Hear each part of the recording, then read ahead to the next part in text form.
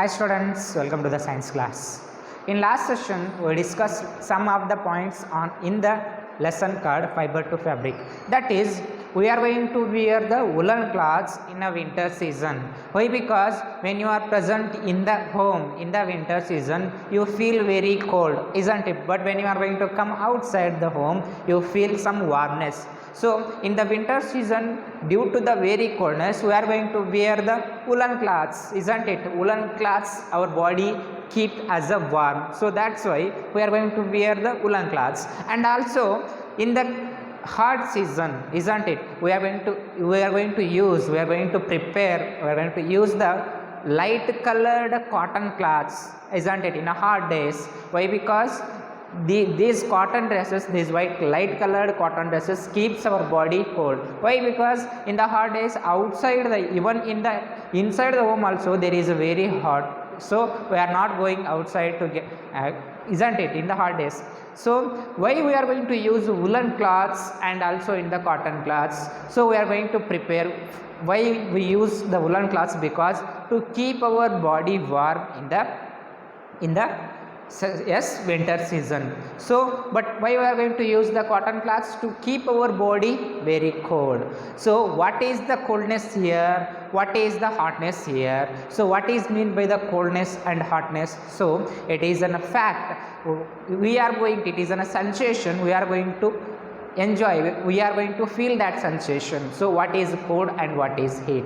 So we are going to study about the cold and the heat, or we are going to study about the heat in the lesson of heat. What is meant by heat? How we are going to sensate it, isn't it? How we are going to measure the heat or a temperature, isn't it? So that's what we shall study in this lesson, that is called it as a heat. So have you observed already? So when you are going to eat the ice cream, it is very cold, isn't it? When you are going to eat the ice cream, it is very cold, but the coffee, it is somewhat hot, isn't it? So and also next I am taking another one example here. When you are going to touch the hot water, it is somewhat hot. The hot water we are going to say that is a hot, but the cold drinks, it is cold. So how you are going to feel that which one it is a cold and which one it is a heat, isn't it? How you are going to consider which one it is a cold, which one it is a heat? I am consider one activity here. You have to take 3 tubs. You have to take 3 tubs. Name them as A, B, C. A, B, C. You have to pour cold water. You have to pour cold water, somewhat normal cold water in a tub A, and you have to pour some hot water in a tub B. You have to pour some cold water, it was somewhat cold, that is some cold water into the tub A, and you have to pour some hot water into the tub B, and you have to place a normal water. You have to place a normal water in the tub C. You have to place a normal water in the tub C. See here, the cold water, you have to take the water in such a way that the cold water, the tub in the tub A, the coldness of the water should be greater than the C. Is it clear? And also you have to take in the tub B, that is a hot water.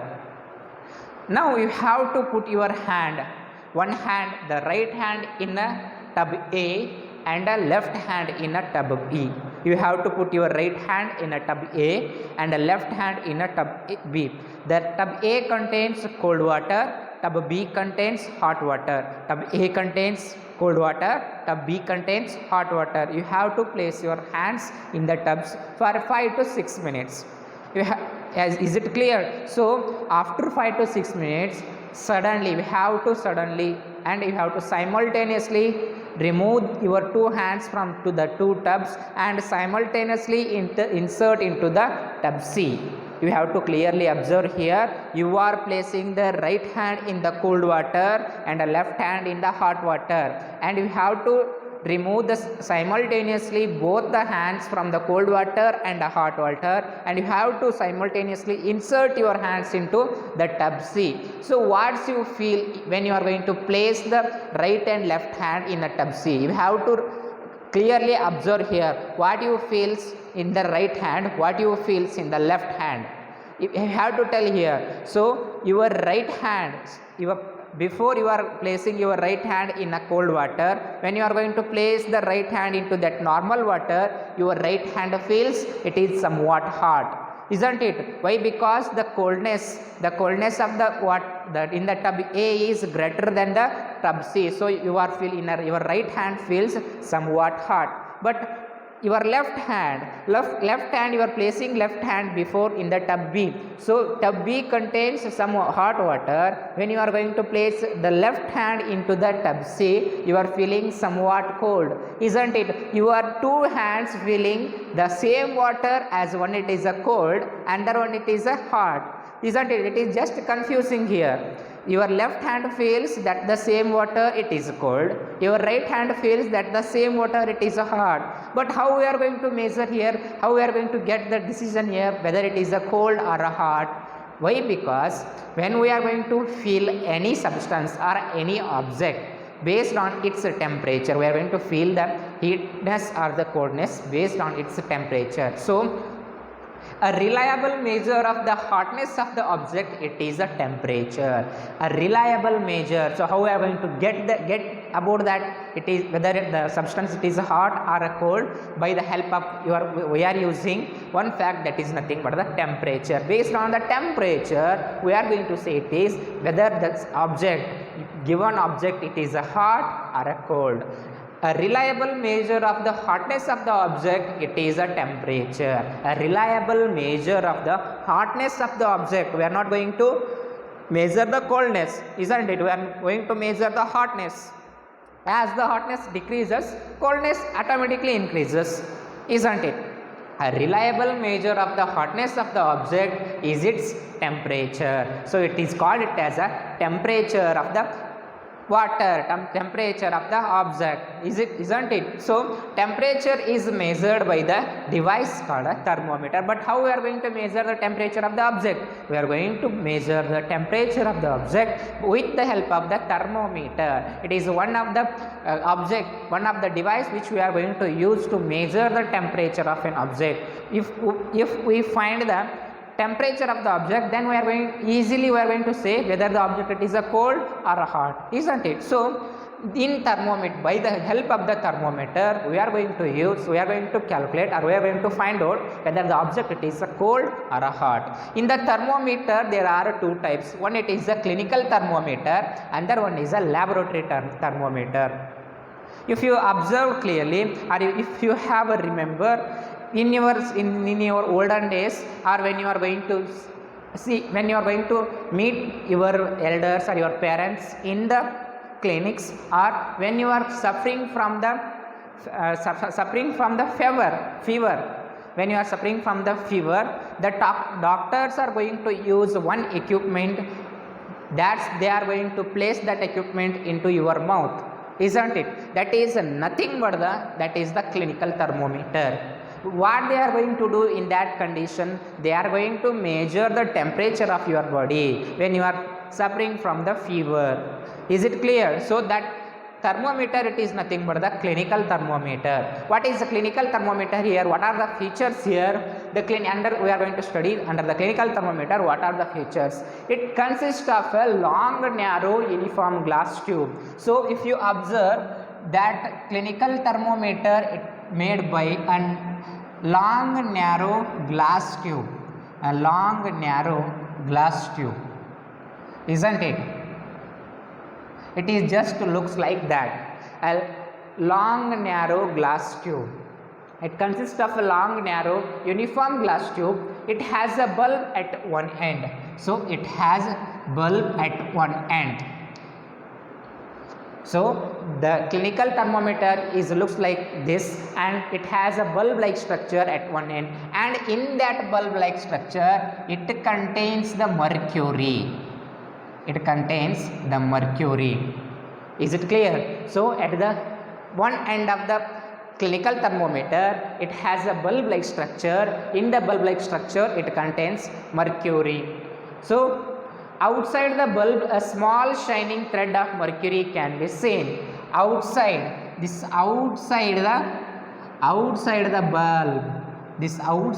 bulb, a small shining mercury thread can be seen. This small shining mercury thread will be present in the test tube. So what happens here, when you are going to measure, when you are going to put the clinical thermometer into your mouth, so the mercury which is present in the bulb, we are going to place the bulb in such a way that we are going to place the bulb inside our mouth, isn't it? So the mercury which is present in the bulb, that will be get activated due to the heat of your body and moves towards other end.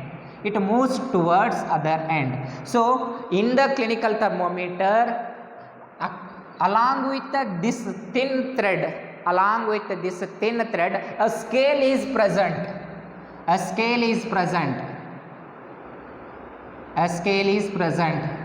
What is the range of the scale is here? That range of the scale is nothing but the range of the scale is here 35 to 42 degrees Celsius. The range of the scale is 35 to 42 degrees Celsius. It reads the range from 35 degrees Celsius to 42 degrees Celsius. In the clinical thermometer, it starts with the 35 degrees Celsius. First the 35 degrees Celsius and ends with the 42 degrees Celsius. The maximum reading capacity of the clinical thermometer, it is nothing but about the 42 degrees Celsius. So the reading starts from the 35 degrees Celsius. So in the scale we have seen two big lines, and in between the two big lines we will see four small lines and one big line. Again 4 small lines and one big line. So 35 degrees Celsius. See here, that is the big line represents 1 degree. If it is a 35 degree, next it is a 36 and the 37 big line. And the small lines, the number of small lines between the two big lines, it is nothing but the 4 lines are present, and the value of one small line, it is 0.2 degrees Celsius. 0.2 degrees Celsius. So you have to clearly observe here, a thermometer, clinical thermometer consists of a long, narrow, uniform glass tube, and its one end it contains a bulb like structure. Inside the bulb the mercury is present, and also the inside the bulb a small shining thread like structure it is present, that is, and along with the small shining thread like structure, a scale is present. Using that scale we are going to measure the temperature of the body, isn't it? Temperature of the human body. So the range of that scale, it is starts from 35 degrees Celsius to 42 degrees Celsius. A scale contains big lines and the small lines. In between the two big lines there are 4 lines are present. The value of the one big line, it is 1 degree Celsius, and value of the one small line, it is about 0.2 degrees Celsius. And so now you are going to have to make one activity here. Take a clinical thermometer and you have to measure your body temperature with the clinical thermometer with your friends. You have to observe with your friends. So what is the answer you are getting? You are having 36.5 degrees Celsius, and someone has 37 degrees Celsius, someone has again 36.8 degrees Celsius, 36.9 degrees Celsius. All the persons don't have the same temperature here. So what is the normal body temperature, human body temperature? It is the normal temperature of a human body is 37 degrees Celsius. So if your body is not having a 37 degrees Celsius, you don't worry about that, because the 37 degrees Celsius, it is the average temperature of the human body. If we are considering 10 members here, so we are going to collect the normal body temperature of the 10 members, and adding that all the 10 members temperature and divide by the 10, we get the average temperature of the 10 members. Is it clear? So this is the normal temperature of a human body is 37 degrees Celsius. It varies from person to person. Is it clear? So in your examination they are going to ask one question, what is the normal body temperature of the human body? That is nothing but you have to write 37 degrees Celsius. But don't worry if you don't have the 37 degrees Celsius of your normal body temperature. So this is all about the clinical thermometer. So you have to give patience here. You have to take some of the cautions when you are going to use the clinical thermometer. See here, this clinical thermometer reads only 35 degrees Celsius to 42 degrees Celsius because here it is only used to check the human body temperature. So the normal human body temperature is about 37 degrees Celsius. It doesn't exceed 40. You have to remember here, it doesn't exceed 40. Human body temperature doesn't exceed 40, and also human body temperature doesn't decreases below the 35 degrees Celsius. You have to remember, human body temperature doesn't decreases below the 35 degrees Celsius. That's why the clinical thermometer ranges from 35 degrees Celsius to 42 degrees Celsius. So the need of the clinical thermometer, it is we have to check for the human body temperature. So it comes under only 35 to 42 degrees Celsius. That's why we are using the clinical thermometer. It has only the range of 35 to 42 degrees Celsius. When you are going to use the clinical thermometer, you have to give some attention towards the cautions you are taking. So the clinical thermometer, when you are going to use, it is made by the glass material. So when you are going to use, carefully you have to use it. Don't throw the clinical thermometer from the long height, because it's going to be broken. And second caution here, before you are going to use the clinical thermometer, you should wash the bulb and you should wash the clinical thermometer perfectly, because so one person which has some of the diseases, if he is using this clinical thermometer for to check that temperature, if you are not washed that clinical thermometer for to ever use, if the man which he is beforely used has some diseases that can be transmitted by the clinical thermometer. That's why we should take a cautions when we are going to use the clinical thermometer. We should wash it. So that is the second condition here. And third condition here, you don't use this clinical thermometer to measure the temperature more than 42 degrees Celsius. You have to remember here, some ideas will comes in your mind, some questions will be comes in your mind. So if we are going to use the clinical thermometer to find out the temperature of the boiled water, so what happens here? See, it is made by the glass in a such a way that glass has the capacity to resist the temperature about 42 degrees Celsius.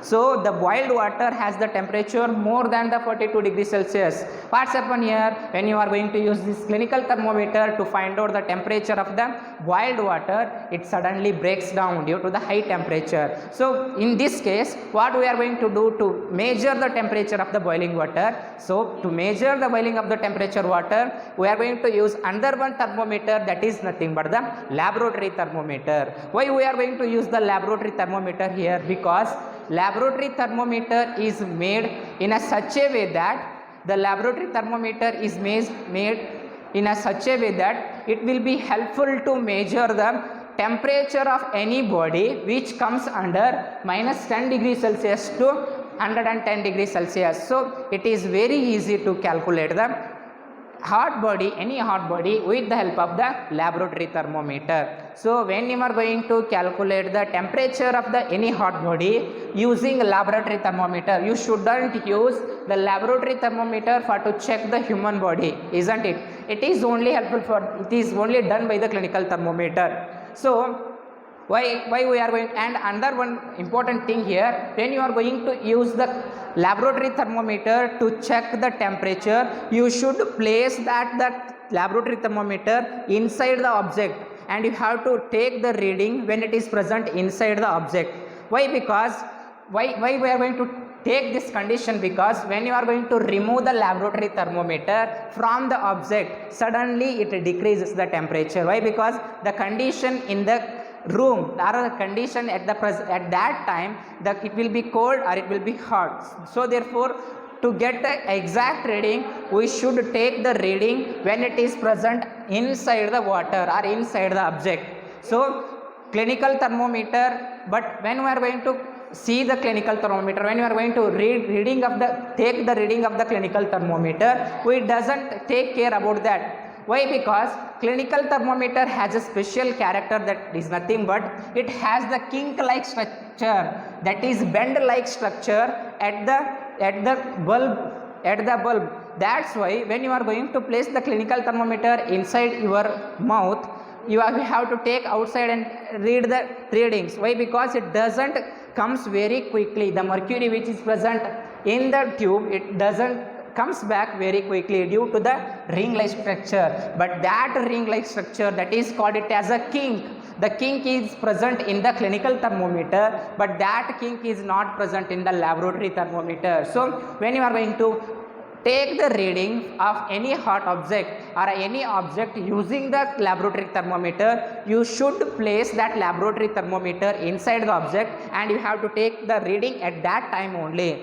Don't take the reading of the clinical thermometer when you are going to remove from that object, because suddenly the mercury which is present inside the tube will be will be collected towards the bottom, because the kink is not present here. So this is all about the how we are going to measure the heat with the help of clinical thermometer and a laboratory thermometer. So in the next session we are going to study how the heat will be transmitted from one place to another place. How heat will be transmitted, that will be studied in the next session. Thank you.